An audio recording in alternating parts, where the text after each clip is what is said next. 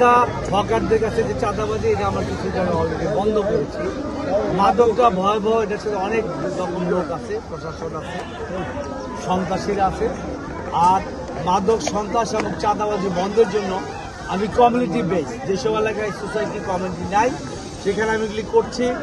এগুলি আমরা এডির মাধ্যমে, কমিউনিটির মাধ্যমে আমরা সিসিটিভির আওতায় আনবো। টোটাল এরিয়াটা নাইট গার্ড রাখবো, গেট লাগাবো। সিসিটিভির মাধ্যমে আমরা চিহ্নিত করব কে ওখানে মাদক বেচে, কে সন্ত্রাস করে, কে ইফটিজিং করে, এবং স্পেসিফিক্যালি খাবারের পছন্দ ভিন্ন হলেও মজুর বেলায় সবাই এক। এভিডেন্স দিয়ে আমরা প্রশাসনের কাছে যাবো, যাতে তারা বাধ্য হয় ওই জিনিসগুলি না করার জন্য। আর এই এলাকায় আমরাই 91-এ প্রথম এই এলাকা 1385 নিয়ে একমাত্র মুক্ত করেছিলাম। এই জন্য বিশাল বিশাল অট্টালিকা দেখছেন, এটা 91 সালের আগে ছিল না। এই বিল্ডিংগুলি হয়েছে গ্যাস, পানি, বিদ্যুৎ আমরা দিয়েছি, আছে গ্যাস নেই। উন্নয়নের নামে 17 বছর লুণ্ঠন হয়েছে। এই গ্যাসের সমস্যাটাও আমরা যত দূর সম্ভব যদি ইলেকট্রিক হতে পারি, ইনশাল্লাহ এই এলাকার মানুষ, আমি বিশ্বাস করি তাদের আমি পরিচিত পরীক্ষিত সন্তানের মতো।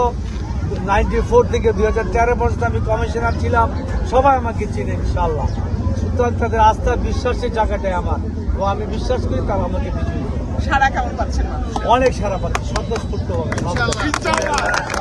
আগে আসতে দেখতে